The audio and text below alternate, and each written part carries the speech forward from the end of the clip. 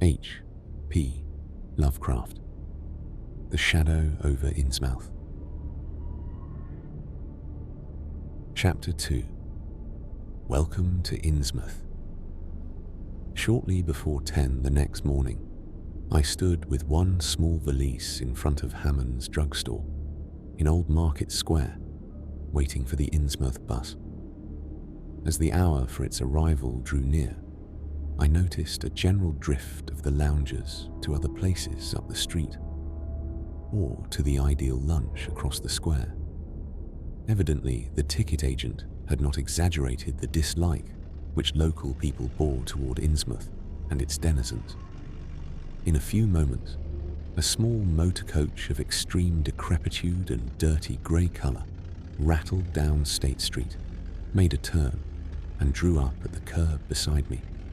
I felt immediately that it was the right one, a guess which the half-illegible sign on the windshield, Arkham Innsmouth Nude Portico, soon verified. There were only 3 passengers, dark, unkempt men of sullen visage and somewhat youthful cast, and when the vehicle stopped, they clumsily shambled out and began walking up State Street in a silent, almost furtive fashion. The driver also alighted, and I watched him as he went into the drugstore to make some purchase. This, I reflected, must be the Joe Sargent mentioned by the ticket agent, and even before I noticed any details, there spread over me a wave of spontaneous aversion which could be neither checked nor explained.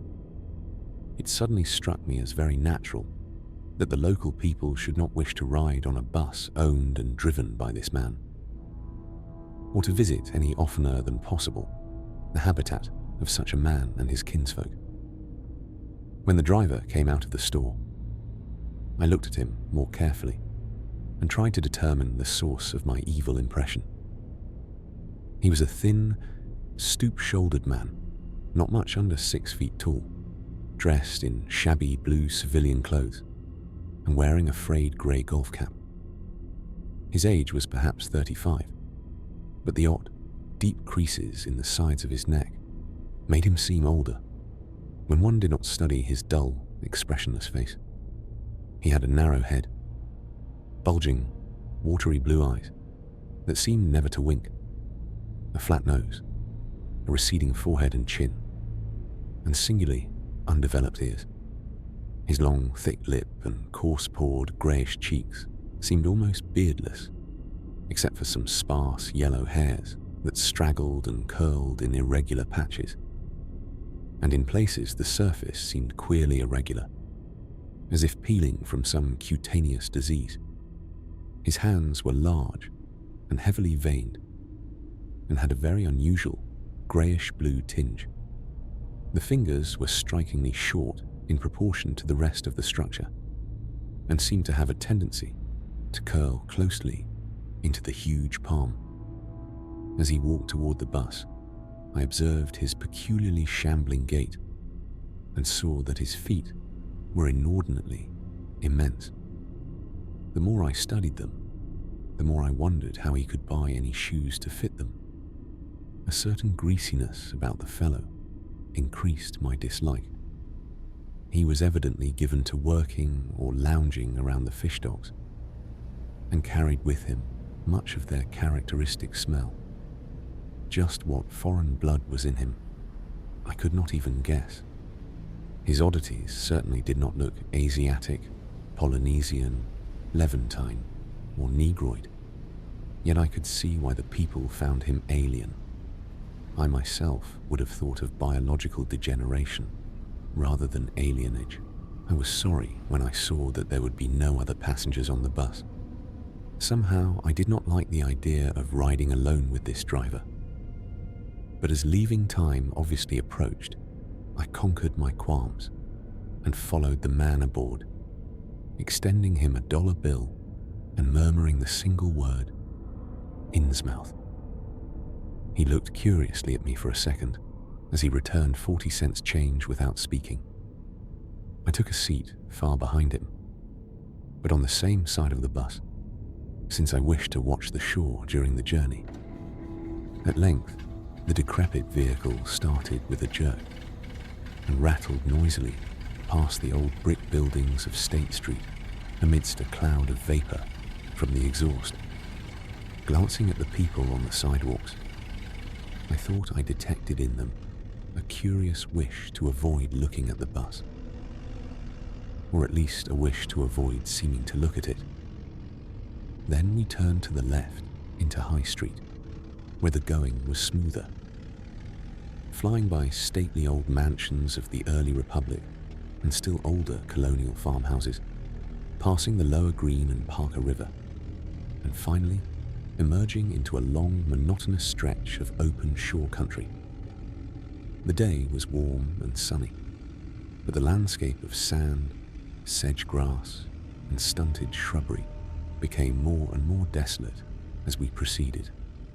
Out the window, I could see the blue water and the sandy line of Plum Island, and we presently drew very near the beach as our narrow road veered off from the main highway to Rowley and Ipswich. There were no visible houses, and I could tell by the state of the road that traffic was very light hereabouts. The small, weather-worn telephone poles carried only 2 wires. Now and then we crossed crude wooden bridges over tidal creeks that wound far inland and promoted the general isolation of the region. Once in a while, I noticed dead stumps and crumbling foundation walls above the drifting sand, and recalled the old tradition quoted in one of the histories I had read, that this was once a fertile and thickly settled countryside. The change, it was said, came simultaneously with the Innsmouth epidemic of 1846, and was thought by simple folk to have a dark connection with hidden forces of evil. Actually, it was caused by the unwise cutting of woodlands near the shore, which robbed the soil of its best protection and opened the way for waves of wind-blown sand. At last, we lost sight of Plum Island and saw the vast expanse of the open Atlantic on our left.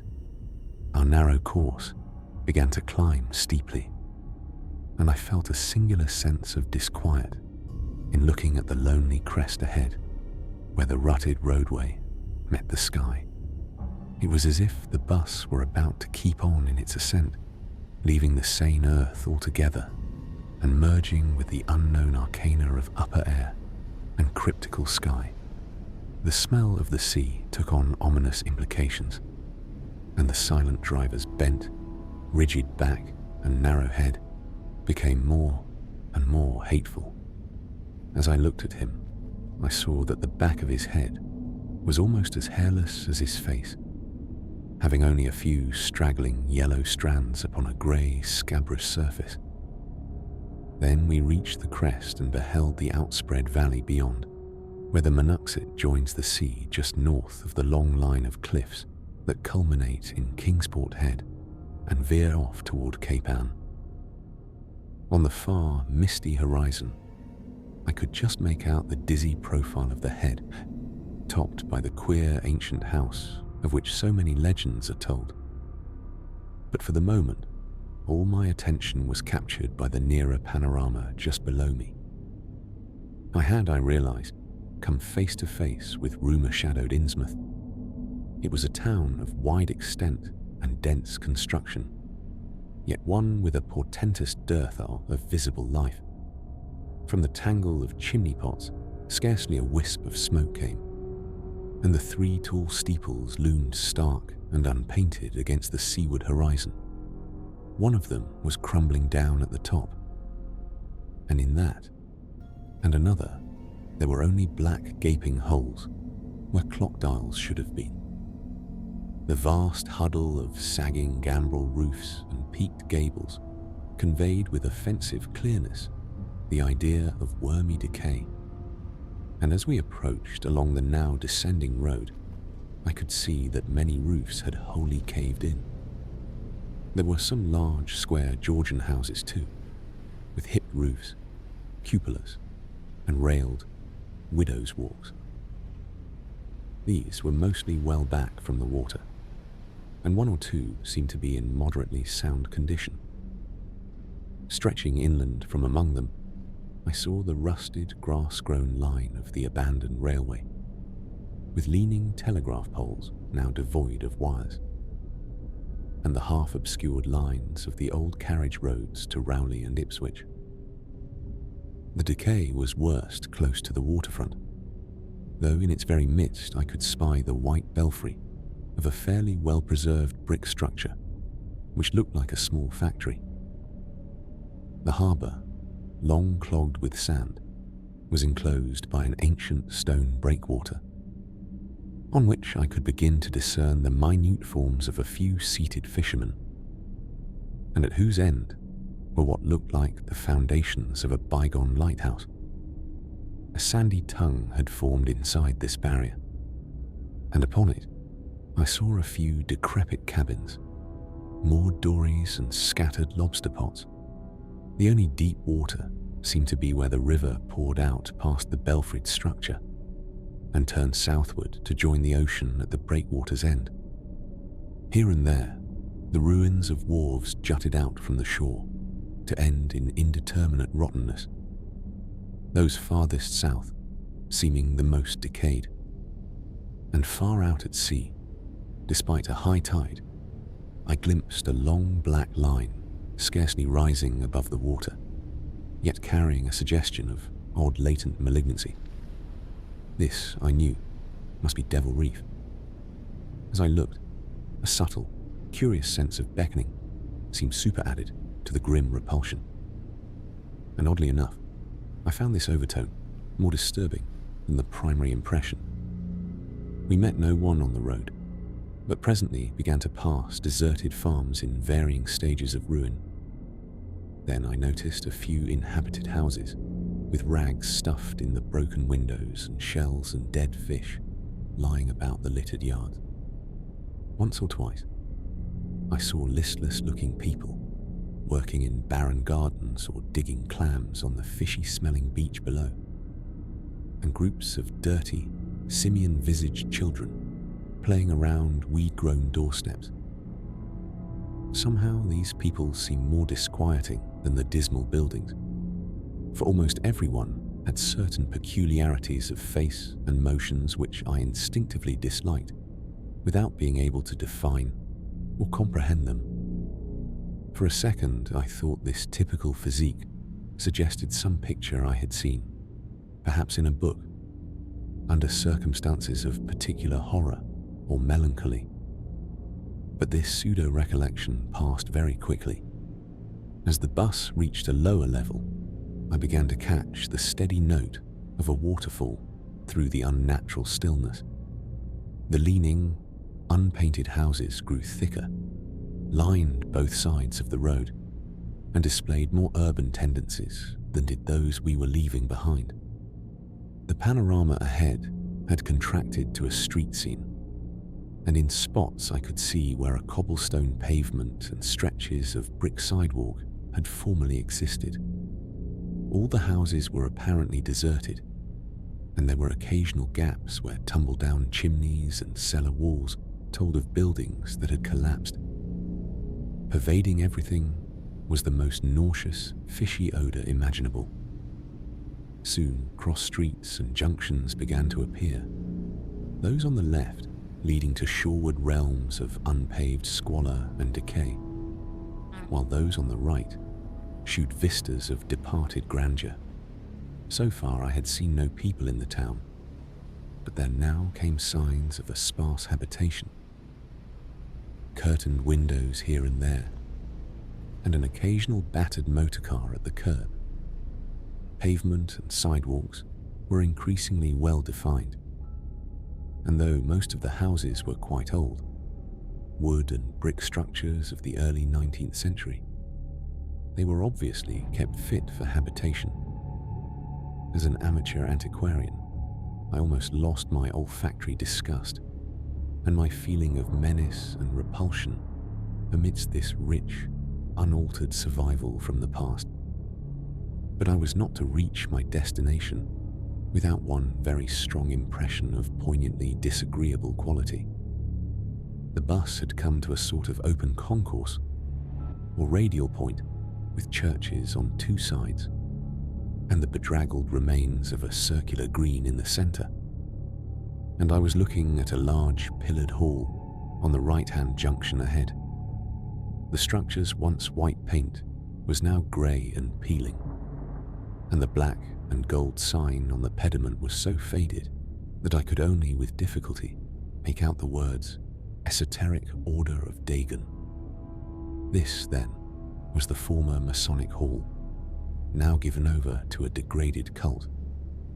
As I strained to decipher this inscription, my notice was distracted by the raucous tones of a cracked bell across the street, and I quickly turned to look out the window on my side of the coach.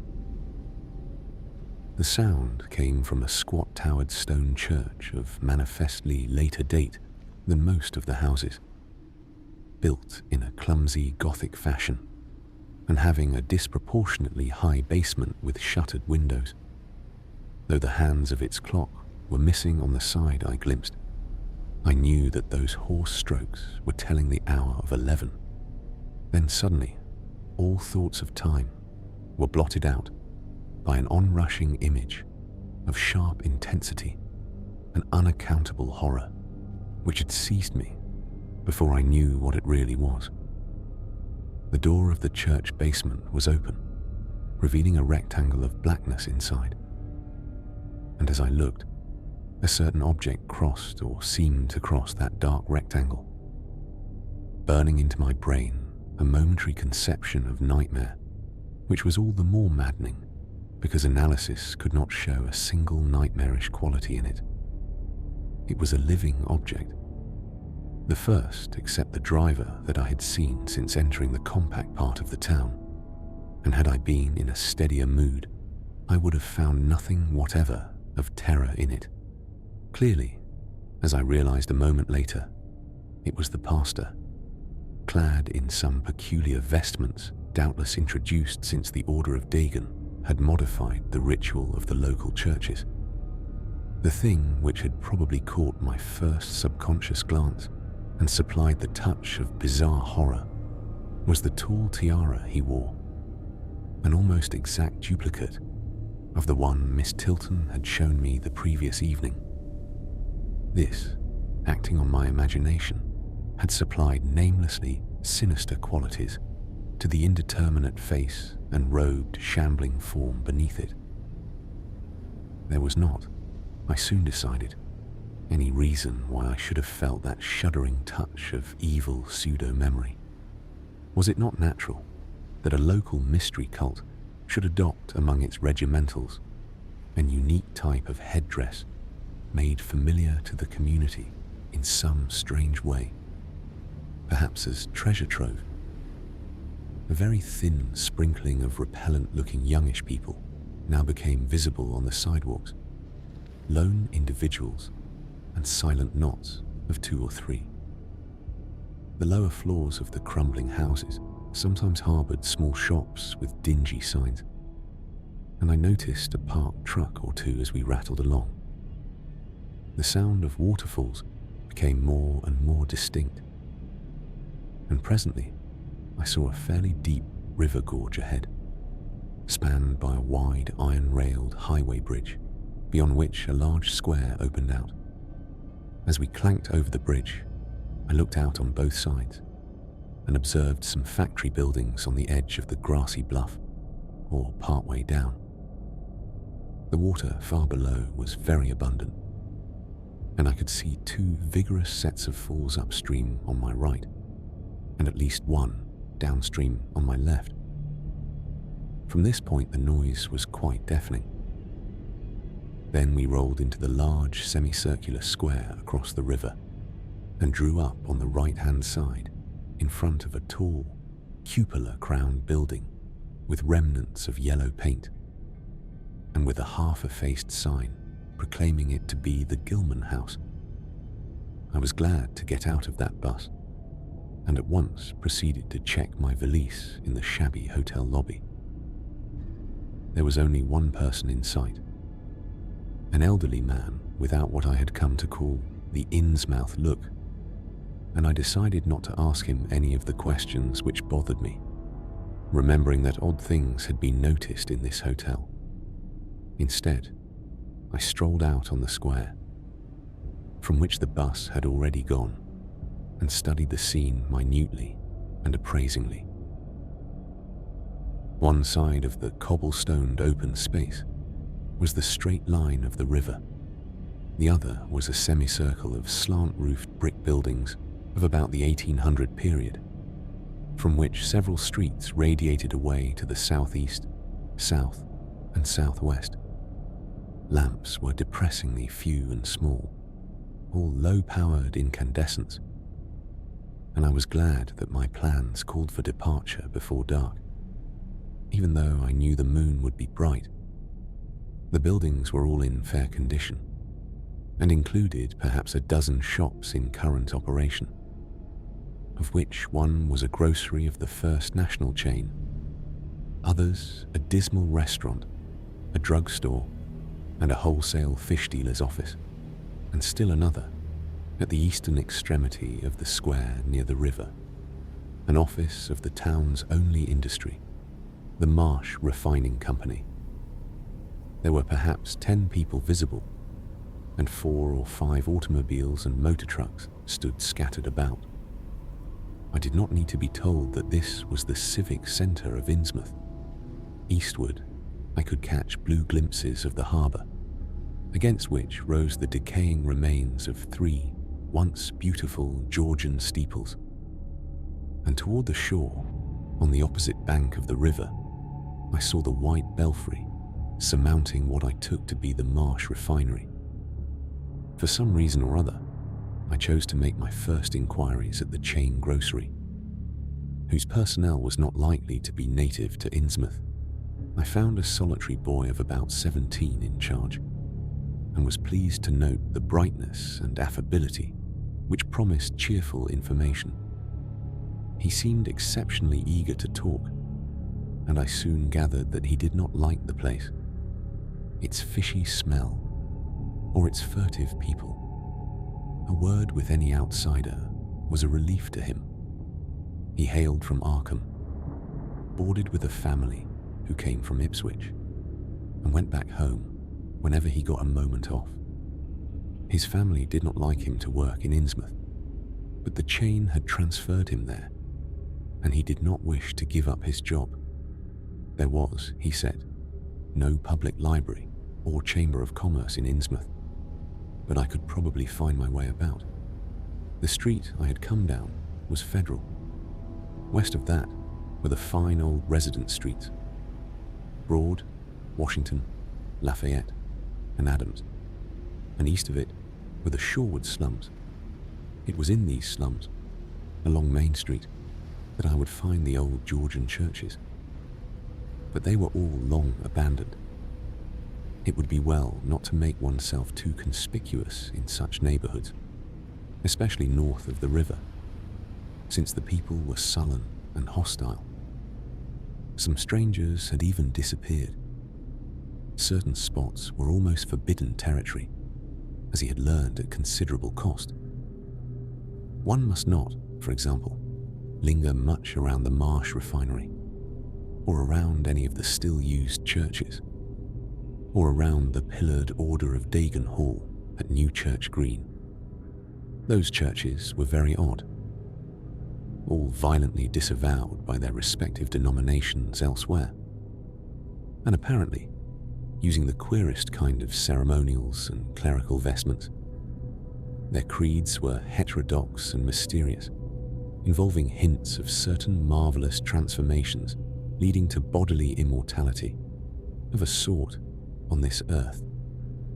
The youth's own pastor, Dr. Wallace of Asbury M.E. Church in Arkham, had gravely urged him not to join any church in Innsmouth.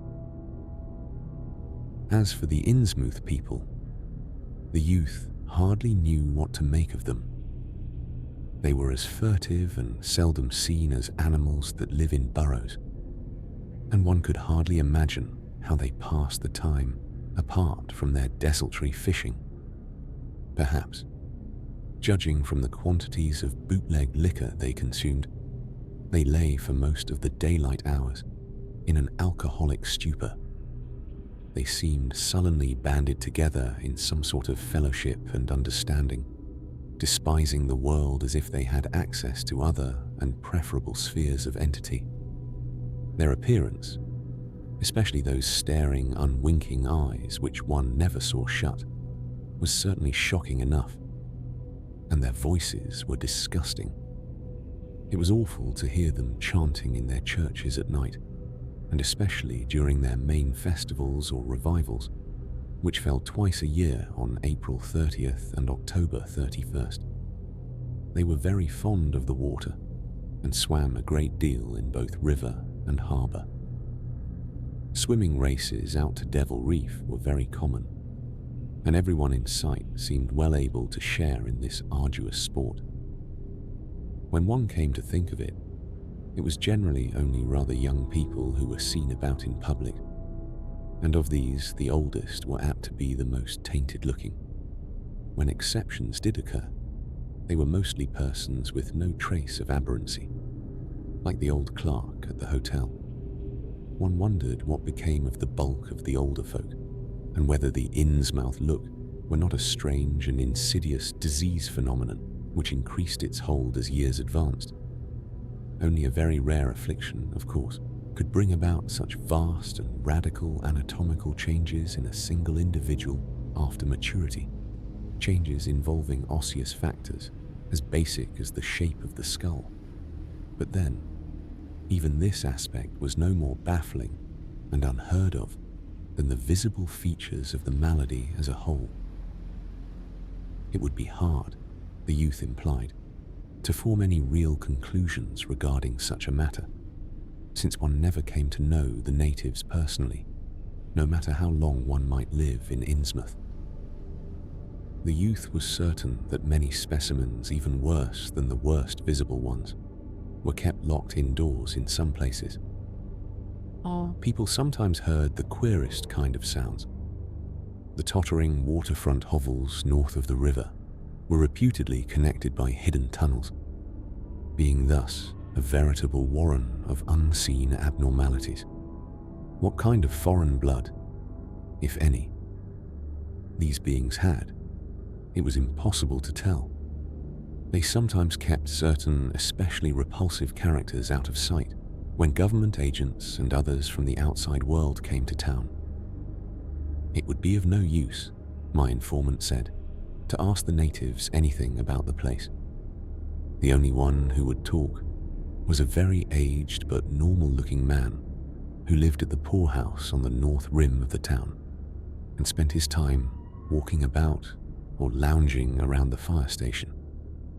This hoary character, Zadok Allen, was 96 years old and somewhat touched in the head, besides being the town drunkard.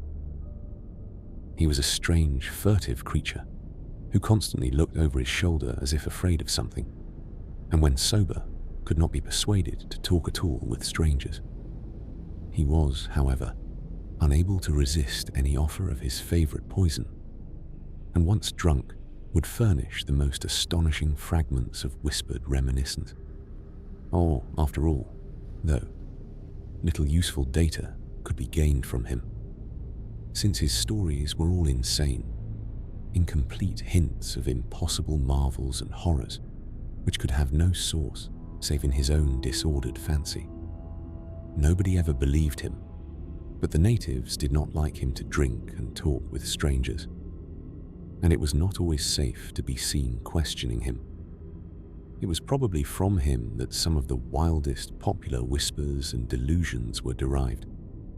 Several non-native residents had reported monstrous glimpses from time to time, but between old Zadok's tales and the malformed denizens, it was no wonder such illusions were current. None of the non-natives ever stayed out late at night, there being a widespread impression that it was not wise to do so. Besides, the streets were loathsomely dark. As for business, the abundance of fish was certainly almost uncanny, but the natives were taking less and less advantage of it. Moreover, prices were falling and competition was growing.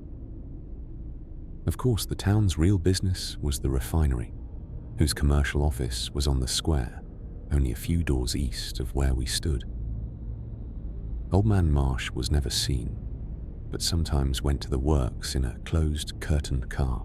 There were all sorts of rumors about how Marsh had come to look. He had once been a great dandy, and people said he still wore the frock-coated finery of the Edwardian age, curiously adapted to certain deformities. His sons had formerly conducted the office in the square, but latterly they had been keeping out of sight a good deal and leaving the brunt of affairs to the younger generation.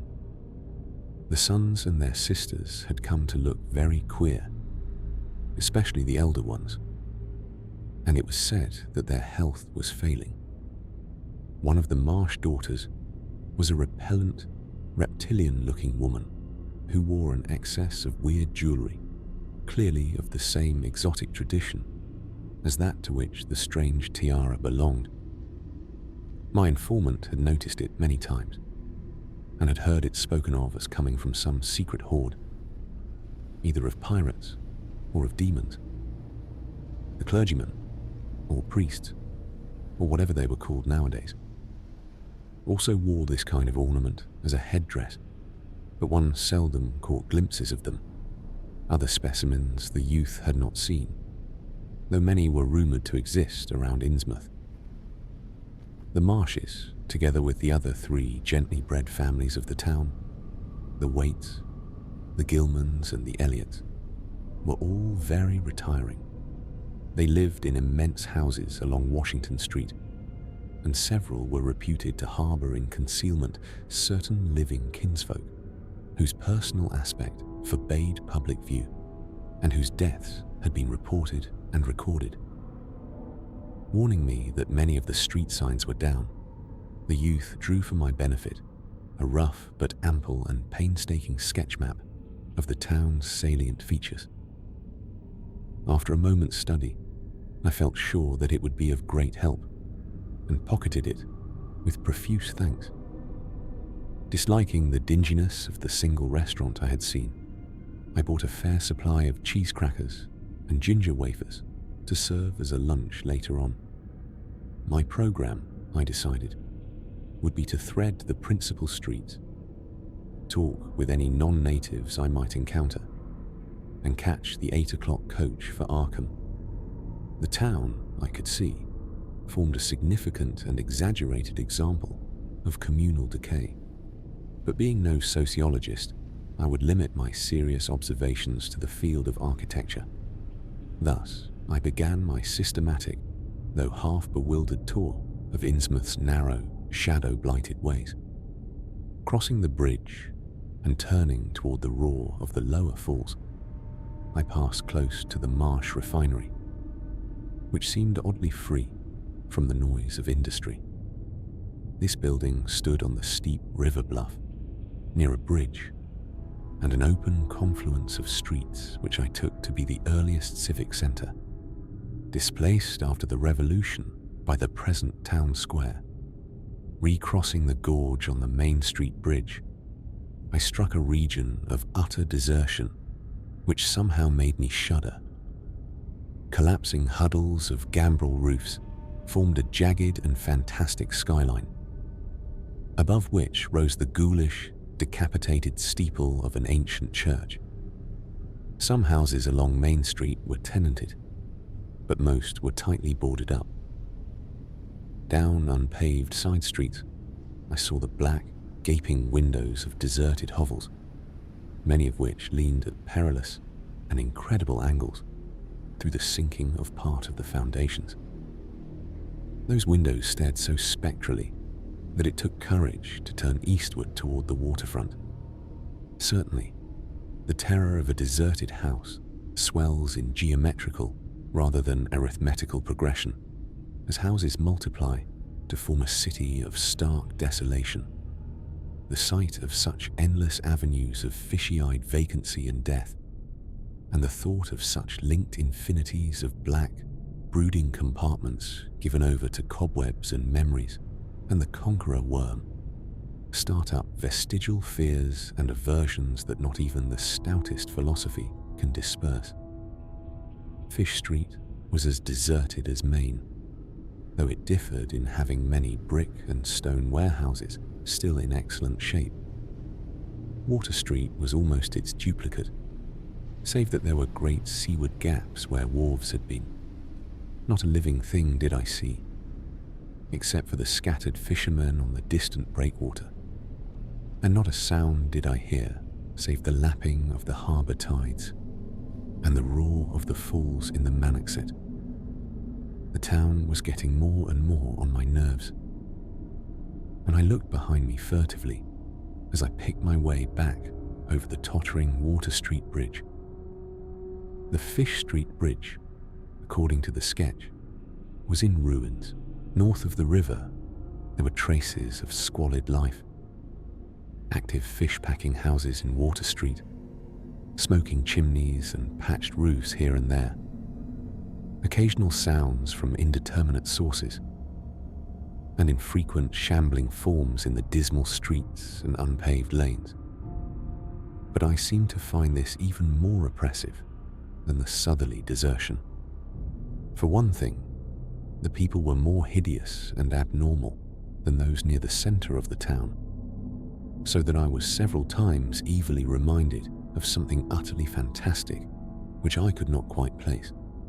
Undoubtedly, the alien strain in the Innsmouth folk was stronger here than farther inland, unless, indeed, the Innsmouth look were a disease rather than a blood strain, in which case this district might be held to harbour the more advanced cases. One detail that annoyed me was the distribution of the few faint sounds I heard. They ought naturally to have come wholly from the visibly inhabited houses, yet in reality were often strongest inside the most rigidly boarded up facades.